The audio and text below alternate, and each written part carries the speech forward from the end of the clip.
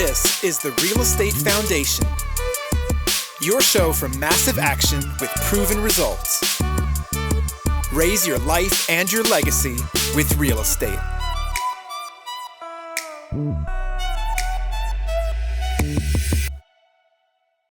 Are you ready to take your multifamily game to the next level? Well, you need to join us October 12th, Saturday, October 12th, for our one-day multifamily foundation workshop. We're going to bring it to you live. We got a list of 15 speakers. They're going to go through the process of everything it takes to get your mind right, get the deal right, learn the terms, understand the markets, learn how to find the deals, learn how to underwrite the deals, learn how to put your team together, everything from property managers to brokers to insurance companies. Beyond that, what's the proper way to raise funds for a deal and how to close a deal and what to do after you take over a deal. So it's going to be a huge event. It's going to be awesome for you to join us. Got a great space. It's going to be here in New Jersey, in Springfield, New Jersey. Of course, it's going to be a one-day event, but we got everything packed in from 8 a.m. to 7 p.m. Right now, if you put in the code workshop, you're going to get a special discount. And again, that code is workshop. You need to go to multifamilyfoundationworkshop.com. Again, www.multifamilyfoundationworkshop.com, and go fast because we've sold a ton of tickets for this. I actually was able to get a bigger room, but that's filling up quickly as well. So again, www.multifamilyfoundationworkshop.com, put in the code workshop. There we go. Got that down. And look forward to seeing you so we can all take massive action together. Hi, everyone, and welcome again to the Real Estate Investing Foundation podcast with Jason and Pili. It's only Pili today, and I have the best guest on. We are laughing our butts off already. I have Allie Boone on. Welcome, Allie. Oh, thanks for having me. I'm like, well, this is going to be a fun one. We couldn't even hit record. So, Allie, I have to get the introduction in. Allie is the owner of Hipster Investments, a business that has facilitated over $18 million in real estate investing sales within 5 years. She has written over 170 articles for the Bigger Pockets blog. She's been featured in Fox Business and Motley and has been interviewed on over 50 different podcasts. This will be 51. Allie's primary specialty is teaching people how to start a business with lifestyle design in mind. Again, welcome, Allie. Boom. Mic drop.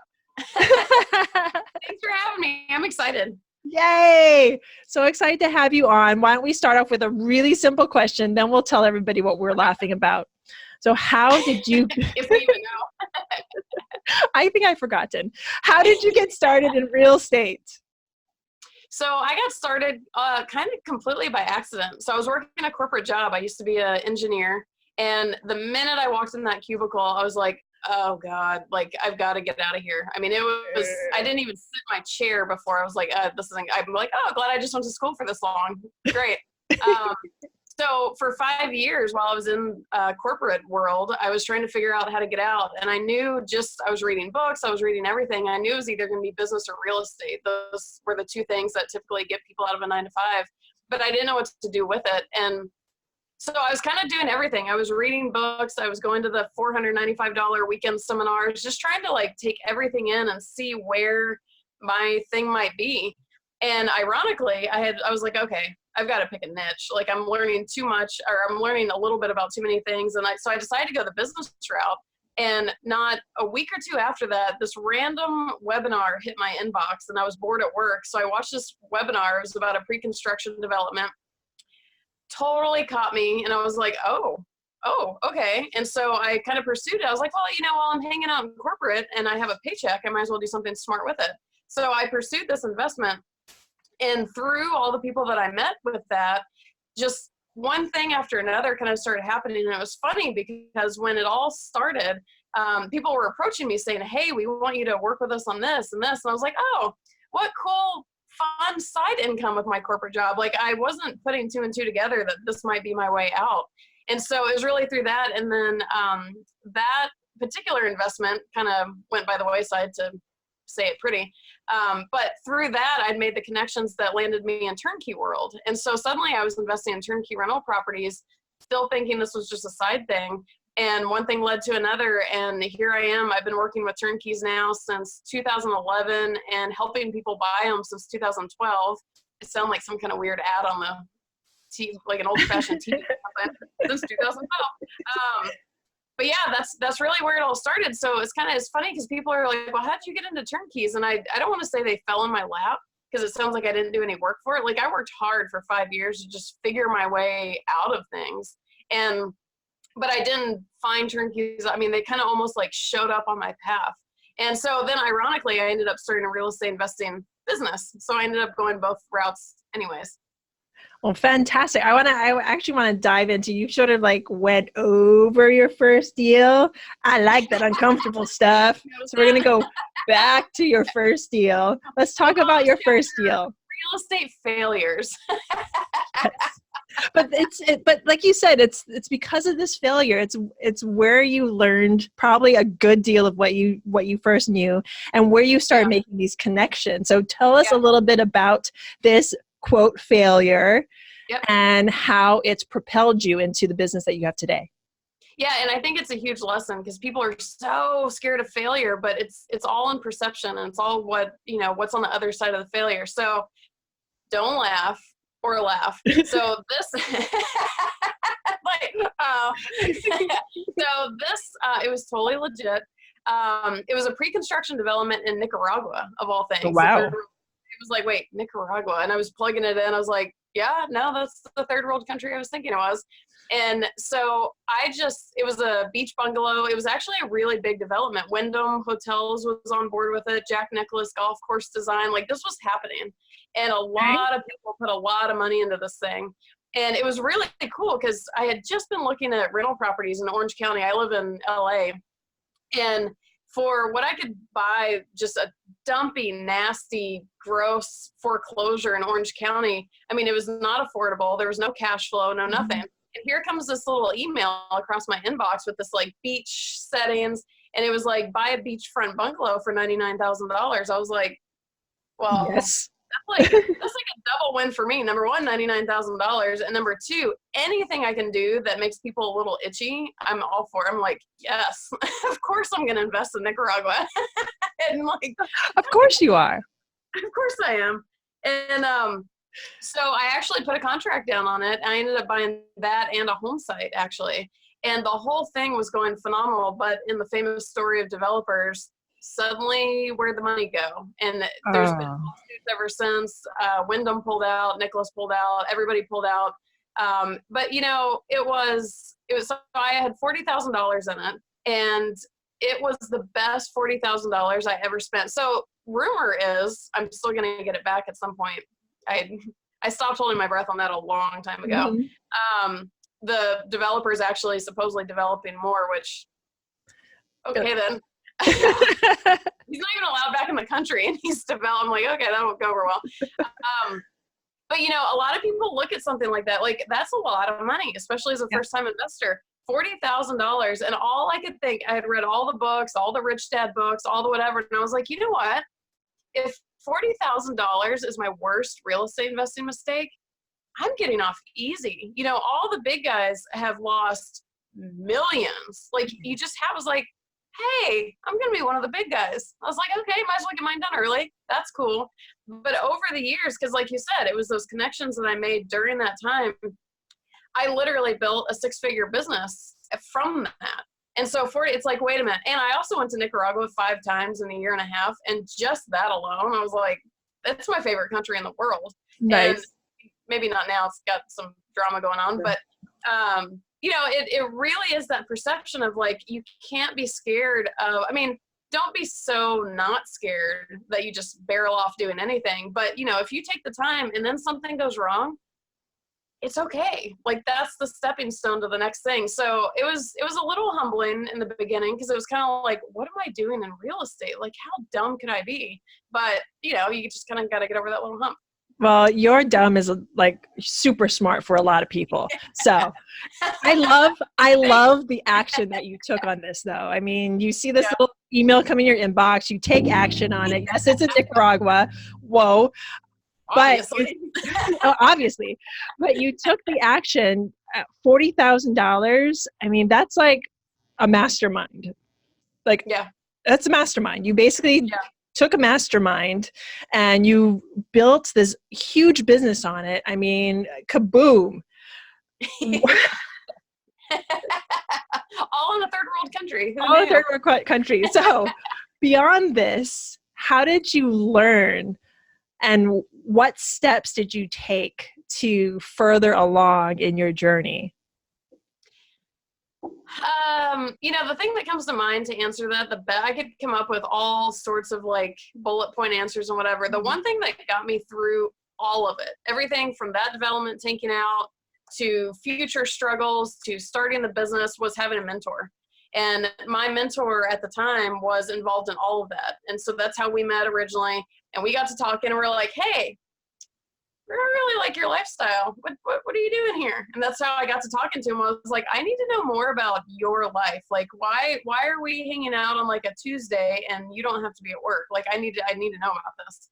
And so it was a lifestyle design component for me. And so him and I got to talking, and that was my main connection. So then when not only was I getting over the loss of the real estate stuff, and fortunately the Turnkey showed up almost before the development had totally tanked. So my attention I was excited about other stuff already. So it was kind of like a very minor mourning period.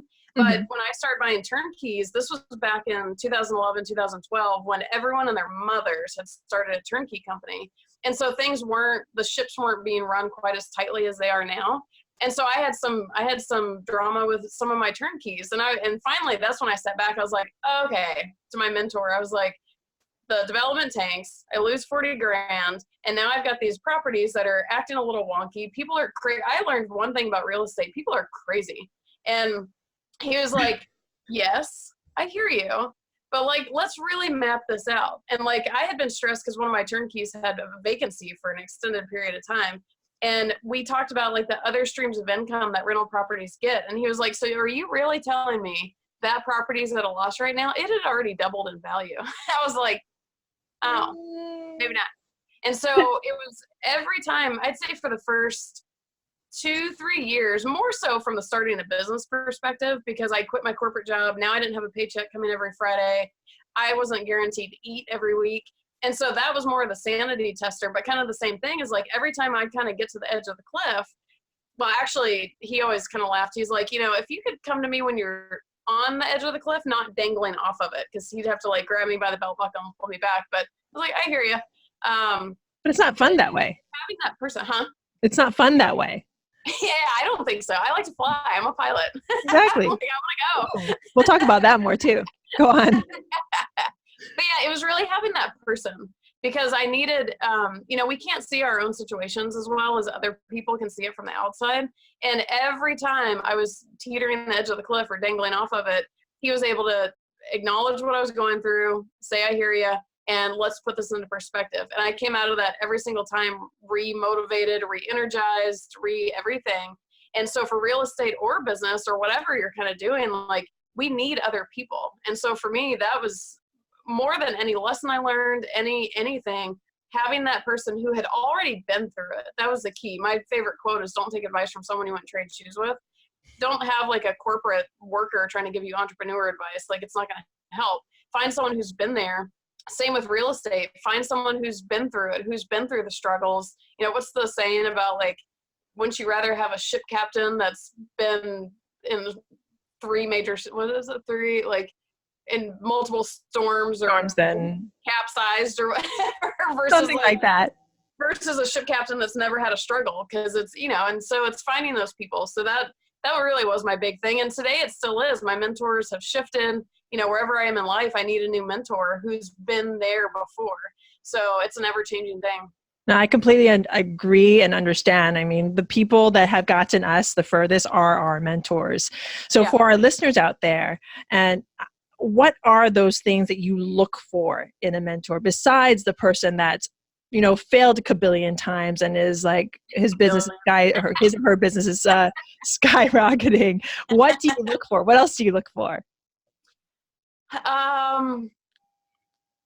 The number one thing is, who would I trade shoes with? That is huge. And so when I was getting into investing in business, for example, my dad is one of my favorite people on the planet. cutest guy in the world. Like everyone loves him. I love my dad. However, he has always lived the life of save every penny, work really hard. You know, the poor dad of Rich Dad, Poor Dad. He's done very well for himself, financially fantastic. However, he went that route with it. His sister, my aunt, she was always the investor. She stopped working, I think, at some point in her 30s. She was always involved in investments. She's taken vacations with her girlfriends. And I was like, okay, wait a minute. If I'm like, I'm like, okay, and as much as I love my dad, and I have taken so much amazing advice from my dad, I don't ask him the financial advice. Like maybe if I want to ask him about a 401k, you know, something like that.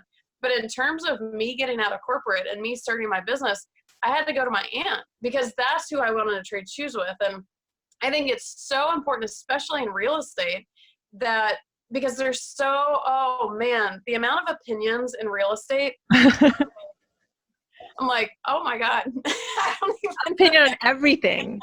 Everything. Oh, and people are very, very energetic about their opinions. Like it's like a religion. Oh, it is. And they'll defend it. Yeah, I mean, it's like, man almighty. And there's so many strategies in real estate and so many different ways to do each strategy. Who is living the lifestyle that you want to live? So kind of back to my mentor. So I had talked to him. He was one of the main guys about this Nicaragua deal. And he said, hey, I'm also in LA. Why don't you come over? We'll go. Because I had the contract. I had my engineer brain had redlined every bit. I was like, I can't prove this is a scam. Like, hello, beachfront bungalow in Nicaragua, stupid. But I'm going to have fun with this guy. Yeah. So I was like, okay, I'll come over. So I go over. I have my redline contract. I'm all ready to prove this is a total sham. And he comes out. We're on a rooftop pool deck of a LA high-rise. He is wearing khaki shorts, flip-flops, no briefcase, no notepad, no anything. And he had just gotten back from some international travel. I don't know. And it's like a Wednesday. And I'm thinking, what?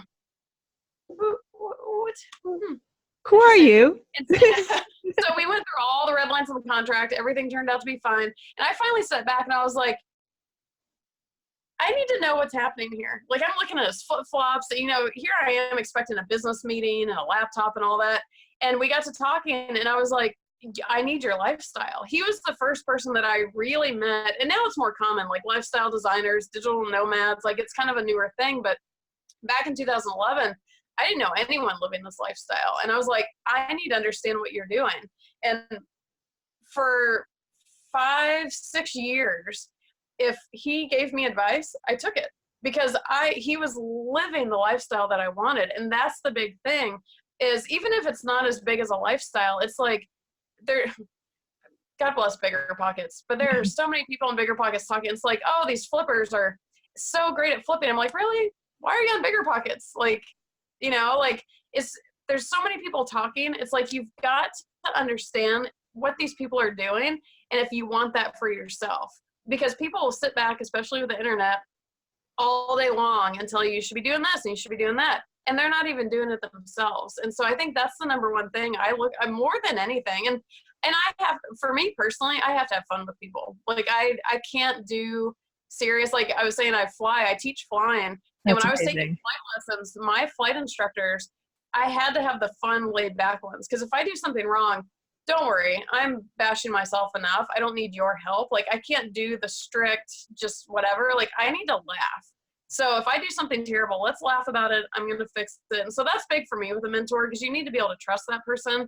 And at the end of the day, have fun and trust the person in the sense that your sanity might be in their hands at some point.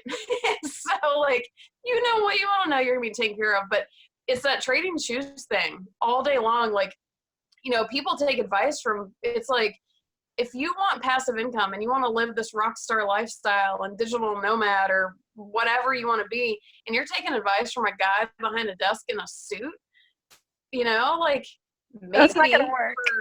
Some kind of diversification with your money, but like, you know, so you got to find the people you connect with. And if you pay attention, you'll know who those people are for sure. So question, did you achieve the lifestyle that your mentor has? Oh yeah. Fantastic. I secretly half in pajamas as we speak. And, That's amazing. and I had to set my alarm to, this is not a early recording, but I had to set my alarm because I sleep in every morning. And he actually now, since I met with him the first time, he's been traveling the world. He has lived in, I think it's 61 countries in the last 4 years. I personally like to come to my house. I love traveling, but that's the thing too, is like I am when I actually just signed up for a trip last night. I can sign up for trips whenever I want to. If I need to work, I just take my laptop. And so, I hands down, for sure. I took on the laptop. Is amazing. Yeah. See, this for all the listeners out there, this is what when we talk about freedom, this is Allie is what we want. She has the freedom to decide what she's going to do next, whether it's get behind a desk and work, whether it's get on a beach and work, whether it's stay at home and work. She gets to decide what she does. And that's because she took the action. If you've been listening from the very beginning, she took action. She saw an email, took action, got out of her day job, and is now running her business from wherever she wants. That is amazing. So let's jump into the here and now. Where is your business now and what does it look like? Oh, business now. I got exhausted just thinking about it. So it was kind of cool. Part of that freedom thing really is outsourcing. And so I'm obsessed. It's funny you bring up freedom. I'm obsessed with freedom, if that wasn't obvious already. Like I joke, I drive a stick shift car because I always tell people I don't even like my transmission telling me what to do. Like I decide. And I'm like, okay, that's a great quote. That's over the top and I need therapy, but I really dig freedom. In fact, I'm probably obsessed with it. But I got thinking about my car and what was I even talking about? Oh, so where's business now? Shiny object. I was Let's talk about transmissions. Like, where is my car? Oh yeah, I need an oil change. Whoa, let's focus back in. Woo, business. So business is super cool. So what kind of was cool that happened with business, cool and not cool at the same time, is pretty quickly because of that freedom thing, I knew that when I started a business, number one, I needed to be able to be mobile. So I needed it to be an internet business so I could work it from anywhere. And number two, I knew I didn't start outsourcing right away and get employees, but it was pretty quick in the scheme of things. Like as soon as there was something I either didn't like doing or I wasn't good at, I hired somebody to do it. And so that is also kind of my freedom thing, because if I go travel for a week with no internet and I can't work, I need the business to keep going. Yes. So what was really cool about that is maybe about year 3 of business or so, I had my team in place, people are working, and I decided it'd be a good idea to go get another degree. And so I went back to school. And while I was in school, I used to get bored really easy. While I was in school, I was so busy with school that I was maintaining my end of the business, but I wasn't really doing a whole lot. So I was pretty comfortable for 2-3 years maybe. And last year, as you probably know, the real estate market kind of took a turn. I'm not going to say we're on a total downslope, but prices started peaking out, and the whole dynamics of everything started changing. And it was kind of like, oh, let's see, I have a real estate business. I might have to make some adjustments for this. So it ignited this whole new, it's like starting a whole new business all over again. We're really expanding all of a sudden. The turnkey thing, we were always doing it, but we weren't so loud about it, I guess. And now it's kind of like we're shouting turnkeys from the rooftop, because now over the years and having seen people buy them and all that, they're amazing, especially for lifestyle design, passive income. And like you and I had talked about before the recording, there's such a good jump start into other things. Like I tell people, you don't need a career buying turnkey rental properties, but you can buy a turnkey rental property and learn the basics, and that can propel you off into other really cool things like you experienced. And, so we now have a Turnkey Rental Properties Facebook group. I've got a book coming out, which is actually nothing about turnkeys. It's called Not Your How-To Guide to Real Estate Investing. It's kind of like, I call it like the prerequisite to the mindset. It's a mindset book. The prerequisite to the how-to guides. Because I always say, like, if your mindset's not right, there's not a how-to guide in the world that's going to help you. So this is It's in support of passive income, but just kind of ideas off the beaten path. Like, are you investing or are you working? Because people don't understand with a lot of investments, like wholesaling, for example, Work. not an investment at all. Job. It's like, hello. And even like if you're flipping properties, you can get to a point where it is more systematized and whatever, so you're not working. But in the beginning, that's work. And so, it's breaking down these kind of seemingly simple concepts, but people just don't understand them. So the book should be coming out. It'll be out by the end of the year for sure. We've worked with this model in the past. I don't know, I haven't really talked much about turnkeys, but we're combining the BRRRR model, I never know the R's, buy, rehab, refinance, Right. rent, finance, repeat, BRRRR. It's some like that. That sounds like it's the right. We all Yeah. like BRRRR. Look it up in bigger Yep. pockets. The B and 4 R's. there. But basically, buy a distressed property, for rehab it, force the appreciation. So we're now able to combine that method with the turnkeys. And the turnkeys, all the work is done for you. The rehab's done for you, whatever. So in this case, all of that's done for you, but you're financing it on the front end, so you actually get that appreciation, unlike the turnkey providers keeping it. So that's a new project. I'm probably going to be flying out to check out those operations soon. There's just a lot happening. Like, it's really exciting and new, which is awesome. That is all amazing stuff, but I want to actually focus in on turnkey. You said a lot of amazing information, but for the beginner investor out there, tell me what a turnkey property is. So the term turnkey actually refers to the condition of a property. Technically, the idea is metaphorically, you can stick the key in the door and turn it and you're making money on day one. So technically it refers to the condition, but usually when you're hearing about turnkey properties, they're properties being bought from turnkey providers or turnkey companies.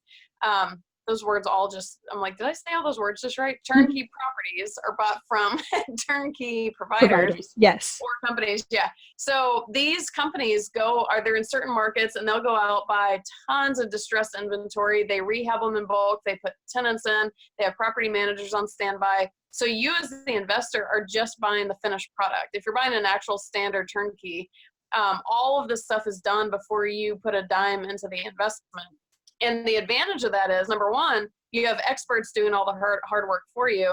And number two, for a newer investor, there's so much to learn about real estate investing, learning to run the numbers, learning how to choose a market, learning all these basic things that if you're trying to take on a flip job or rehab or, all these complicated things from the get-go, it can really kind of hamper you from learning the basic fundamentals. And so turnkeys really kind of take that pressure off because the hard stuff's done for you, and you do have to conduct due diligence. So it's like, well, what's due diligence? What kinds of things do you need to verify? This is part of the learning. But I live in California, and a lot of people in California are buying turnkeys because you can buy them out of state.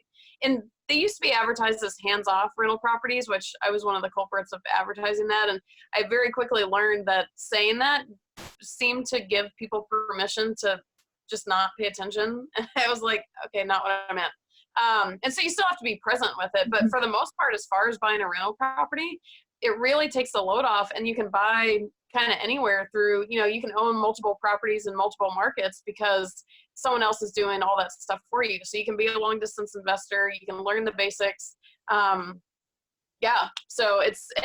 so the downside to them is you're going to pay more for them. Obviously, someone's doing the work, but the bigger downside as far as real estate investing principles go is the property's already been improved, because everyone says in real estate, you've got to buy a distressed property, you do the work on it to improve it, and then that's where you get the forced appreciation, you build equity on the sale, basically. And you can't really do that with standard turnkeys because you're going to buy them about market value. You can't improve them. If the market improves, that's cool, but otherwise it's, so it's a cash flow deal. So that's the other thing is, in California, $100,000 doesn't buy me a bathroom here. But in the Midwest, it buys me a full 3-bedroom house with cash flow. And so, that's kind of the thing. So that's the downside to turnkeys, but that's where combining it with the BRRRR model is interesting, because then you get that opportunity back to get that appreciation. That's for anyone who hasn't heard any of these terms. I'm kind of, they're like, what? Well, it's just, I mean, just to like kind of expound on what you said, because I just found before we got on here, we just figured out that I had actually fallen into exactly what you're doing. And that's how we got into multifamily in the first place, is that we found a turnkey provider. They said that they wanted to provide us with a property that was already done. Of course, me and my husband and our ultimate wisdom that we don't want other people doing other things, all this stuff for us. We were like, okay, we'll fund it, but we want to make sure we are part of the deal. We'll buy the property and you rehab it for us and we'll fund everything. So that's basically what you're doing, correct? Yeah, I'm the facilitator. I'm the matchmaker. Like, I'll connect investors with these teams. And that model in particular, like, I just kind of want to caution people is there is risk to that. Like, if you know somebody, like you guys knew this person or whatever, but if you just go to some random turnkey company who says they're going to do this, you have to realize that when you fund it up front, it's all of your money at risk. Mm-hmm. And so if for some reason these guys don't perform, if something happens, you're on the hook for that. With the standard turnkeys, you're not paying a dime until everything's been verified. So there's an extremely big difference between the risk in each of those. With that said, if there's a really good company, like the company we are working with now, I know the guy, I've known him for years, we trust him, he's, and quite frankly, every turnkey provider goes through a cycle. It's like they're great for years, and then all of a sudden they hit some kind of psychosis. It's like, it's just kind of part of real estate. And, so you have to be careful with that. But in this particular model, you have to be careful of who you're working with because it is your money on the line. So I throw that out there just in case anyone gets any bright ideas. They're like, oh, yeah, I'm going to do that. And it like drops. However, I'm like, ooh, hang on. Ouch.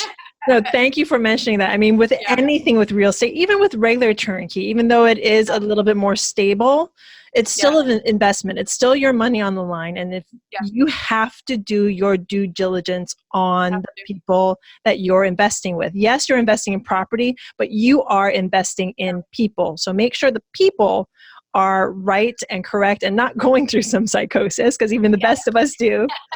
And if you're such a good real estate investor that you know everything about due diligence, then the people don't matter. Because there's really nothing about a property that you can't verify ahead of time, but most of us aren't that good. So you've got to know the people. But that's kind of where my company, kind of how it started, is because I'm that person between you and the seller. Like, I know who good sellers are. Not to say they all stay good, because they hit some level of psychosis at some point. But even when that happens, then I'm here to support you, or whoever's there to support you. But it goes back to that whole, even if it's not a direct mentor that you're working with, work with somebody. Yes. Because when you go at everything alone, first of all, what are you really accomplishing other than maybe your ego?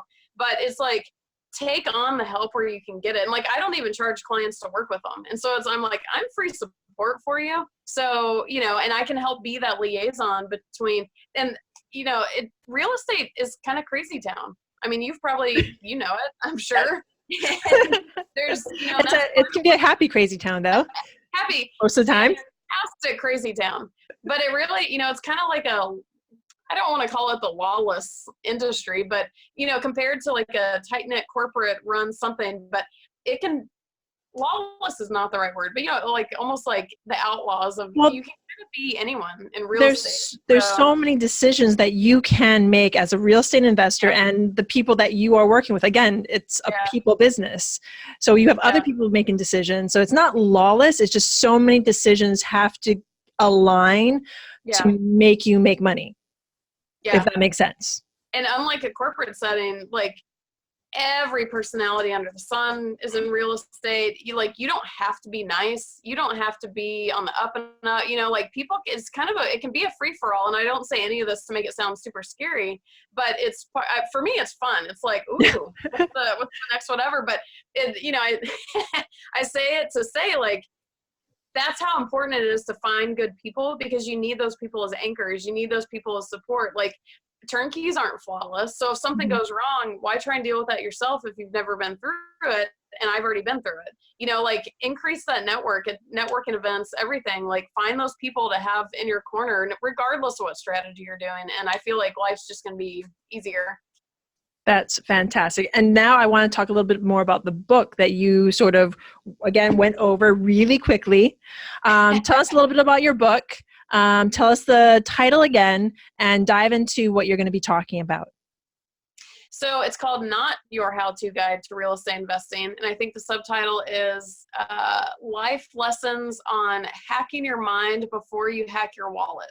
Nice. So it's really, and there's a very clear chapter in there that says this is not a how-to guide. Because, what I find in real estate and kind of anything, people just want the how-to guide. Like they want everything handed to them. And it's like, cool, I get it, but like if you don't have the money, it's like they always say that when people win the lottery, they just go back to being as broke as they were before. Exactly. It's because of the mindset. Your mindset didn't change with that. And so this is kind of it's life lessons. Like it's even things you can use for life, but really how to just understand the truth behind it. Like there's even a section in there called wholesaling is not investing. and it doesn't matter if you wholesale. It's fine if you wholesale. Wholesaling can be fantastic as long as you understand what you're getting into. That's where I feel like people kind of go wrong is like whatever strategy you do, however you do it, there's nothing wrong with any of it. As long as you know what you're getting into. Like people are like, I'm going to be an investor. I'm going to wholesale. Well, you already have a full-time job and a family. Like you realize wholesaling is a second job, right? And so it's breaking that stuff down. My favorite chapter in the whole book is called The Three True Currencies. I have this theory that there's three true currencies in life. Money, which we all know, of course, and time and sanity. And at any given time, no matter what you're doing in life, real estate investing, whatever, you are paying for things in one or more of those three currencies. And for me, my time and sanity is worth way more than money. So I would rather pay more if it means I get to keep my time and sanity. A lot of people are really skilled. Like I'm just not naturally skilled in working on my own properties. Like that takes my sanity away and my time, and I can't sleep in and it's terrible. But some people are really skilled in it. So money for them might be more valuable. So they would rather spend their time to save more money or, and it's really, once you understand those three currencies, it's like, oh, okay, you can it helps to better figure out what it is you are actually aiming for. Because people are like, yeah, I want to make $1 million in real estate investing. Well, if that depletes all of your time and sanity, it's not really is it worth it? No. I don't know. And like when I was a kid, I wanted to grow up and make a gajillion, what'd you say? Kabillion. $1 million dollars? Kabillion. Because a chameleon isn't enough. Kabillion, we're getting there. I wanted a $1 billion, kind of more, not from like pretension standpoint, but personal challenge. Like, can I do it? And now over the years, I realized that me sleeping in and being able to go on vacation when I want is worth more to me than $1 billion.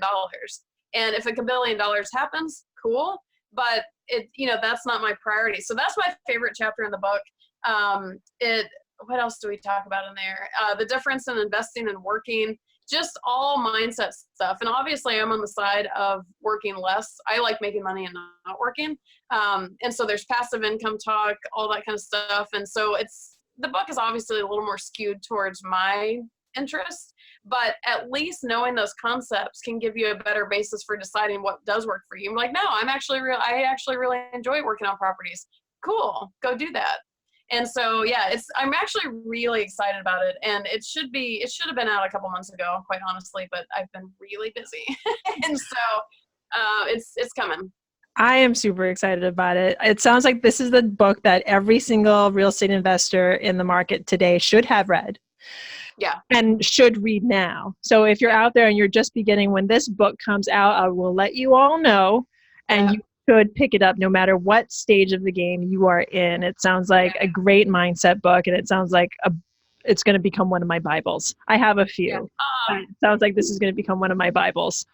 So I'm like looking at my bookshelf. I'm like, oh, I love my business and real estate Bibles. They're all there. They're your Bibles. I have them all on my phone now. I should be getting more books though. I miss them. Yeah. Anyway, shiny object. A few more questions before I let you go. The first one is going to be really funny considering you sleep in. But do you have a morning routine, and what is it? And no is a correct answer as well. I have a way better answer than no.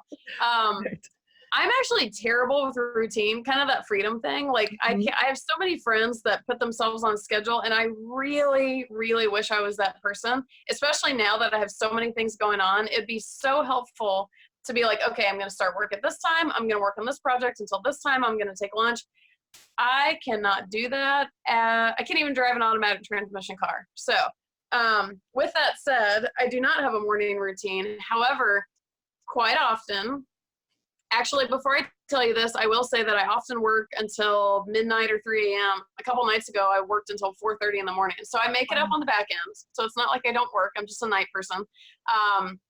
Quite often, I'll sleep. And I say sleep in. It's more of just a wake up when my body wants to wake up type of thing.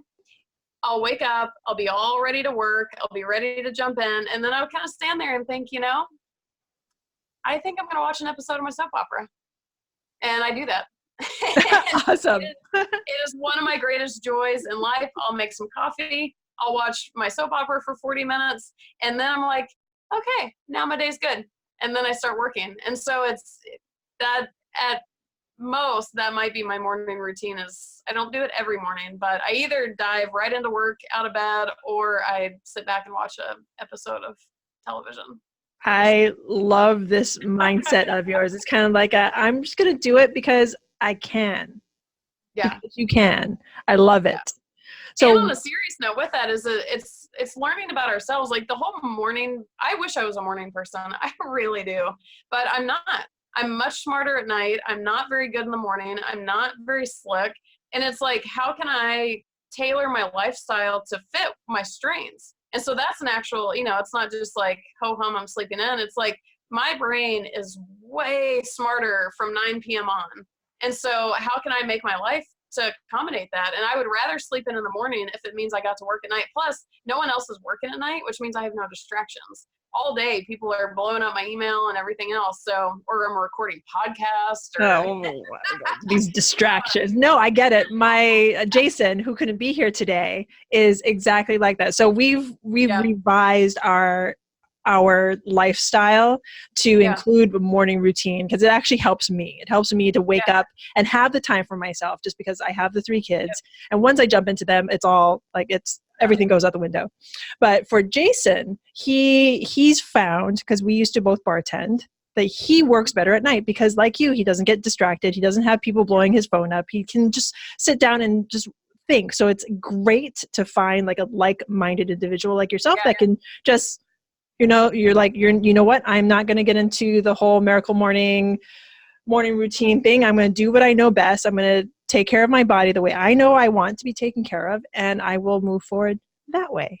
That's fantastic. Exactly. And you get to catch up on your soap opera in the meantime. And you get to catch up on your soap opera. And I have a lot of shows I have to catch up on, unfortunately. I can't watch any shows that have bad words in it, or that soap opera thing for the kiddos. So what are... The kids aren't going to watch this. You can say as many bad words as you want, except we are rated, I think, like something, no bad words. So no bad words. Back to the questions. What are some words that you live by? What's the what? What are some words that you live by? Oh, don't take advice from people you want to trade shoes with. That's by far my number one. And I use that, God, all the time. Like, having a pretty big presence in this industry, people are offering me their feedback all the time. And I'm like, and it helps me, not only does it help me with my business and figuring out, number one, who should I be working with? Who should I be taking advice from? Blah, blah, blah. But people, we have a video on YouTube about running rental property numbers, and it's had an insane number of views. I have no idea why this video is so popular, but it brings in the trolls. And here I am. I believe everything out of everyone's mouth. I'm super gullible. So if someone says something really mean, I think they mean it. I don't realize that they're just a troll. But here, when that stuff starts happening, even that, it's kind of like, oh, it's not taking advice from someone, but it's like, who do I listen to? I don't know, like, oh, come on, please. So that every day, don't take advice from someone you want to trade shoes with. And that helps me really just kind of get my footing in who do I want to work with? What do I want to be doing? And looking for people who are doing things that maybe I haven't even realized. I'm like, well, I want to do that. And I will take your advice to do that. So I can't think of a day that goes by that phrase doesn't run through my head somehow. That makes so much sense considering the amount of people that you probably touch and get touched by on a daily basis. So what steps would you give to someone new to real estate as they start getting on their journey? I'm like, oh, it's in my book. I have a copy of my book. You're like, read my book. That's not printed yet. So here's my recommendation. I always say, take some time to get the education. The education is actually not super hard, but there's some basics you've got to learn, like running numbers at a minimum. I hear more people saying, oh, I'm going to dive into this property. I'm like, oh, what are the numbers? And they're like, the what? Like, oh, like it takes 10 minutes to learn the numbers. Just learn the basic things. And then, so take some time to learn it and then make some connections, and you've got to try something. Because on the flip side to not learning anything is trying to learn too much and trying to be perfect right out of the gate. It's not that kind of industry. Like, you're going to get your biggest learnings from $40,000. Maybe you don't invest in a third world country, but. Or you could. Or you could. It's on the job training. Like, you're going to learn some of your lessons from doing it. It's okay if something doesn't go right. So it's you got to try something. And then if something doesn't go right, learn from it and try it again. And a lot of people ask me, like, well, what's the balance between learning enough and then trying it and not going too far in either direction? And my answer for that is, if you can explain intelligently to somebody why you're pursuing a particular investment, it's time to do it. So if I'm looking at a certain property and I'm like, hey, Pili, check out this property. And you say, well, what about that, why that property? I need to be able to answer that question. And if I can with, I don't know, 5 bullet points or something, and they're fairly intelligent justifications for this property, do it. Because that means you know enough to understand what things you need to be looking at and what matters, but then you're not wasting time trying to make everything perfect either. So if that's helpful for anybody. No, that makes so much sense. And that's probably the best answer I've gotten to that question in a really long time. Oh, that's yay. Amazing. So before I let you go, what is the best way for people to get in contact with you? Well, if you even just Google my name, I'm all over the place. You can find me a lot of places, but I recently set something up that I can offer listeners, viewers, podcast people, your peeps. My peeps. We'll call them my peeps. Hi, peeps. So here's a little secret. Once the book is out, if you reach out to me or Pili and say, hey, I heard this podcast, I'll hook you up with a copy of the book. We'll just awesome. I don't have anything official for that yet, but because the book obviously is not in existence quite yet. It's ready, but not. Anyways, in the meantime, I also have an ebook out. If you're interested in turnkey rental properties, or you just kind of want to know more about the concept, normally it is a paid book, but I will offer it to your folks for free. And I set up somewhere they can go to do that. And then from there, you can contact me, you can whatever. So my company's name is Hipster Investments. I know. hipsterinvestments.com/Jason and Pili, all spelled out. I've made it specific to this podcast just for you guys. And you can get a free copy of the ebook there. Fantastic. I'm going to pick that up and read it. That's amazing. Thank you so much. So grateful. Yeah, you bet. And then once you do that, I'm all over the place. You can contact me on the website, email me, anything. So you'll find me there. I'm all over social. And I even just got my first Facebook page. What? At the end of last year, I actually got accused. I had never been on Facebook. I got accused of not existing. And I was like, right. Like, and it wasn't just one person. Like, it was started because podcast people look you up, and I wasn't on Facebook, so they said I didn't think you existed. So I am now on Facebook. So come friend me, because I haven't even figured out Facebook completely yet. I'm seriously crying right now. I'm gonna look you up, and I'm gonna be your friend. And join my Turnkey Rental Properties Facebook group. It just started maybe a month ago, and it's Wow. already blowing up. Like, it's awesome. It's so much fun. People are talking on it. We're everything. We're even going to coordinate like a group trip to go to these properties we were talking about that you fund the rehab and all that. We're going to form a group trip in September, or whenever people listen to this. I guess that might be expired, but yeah, so join the group. We're having a lot of fun. Fantastic. You know what? Thank you so much, Allie. This is the most fun I've had in like years. No offense to any of the other people that I've interviewed. I'm kidding. Not kidding. But seriously, it's been a pleasure. Sorry. It's been such a pleasure having you on. Thank you so much. I am so grateful to have you on. You bet. Well, we'll have to do it again sometime. Yeah, no, definitely. When your book comes out, we will have you back on. Yeah. Oh, good call. And then, yeah, and I'll switch that Jason and Pili thing to the free book. Perfect. So we'll up the ante a little bit. Yay. Again, thank you so much, Allie. So this is the Real Estate Investing Foundation podcast with Jason Pili. Thank you so much again to Allie, and thank you to everybody out there. So grateful to you for listening. Bye now.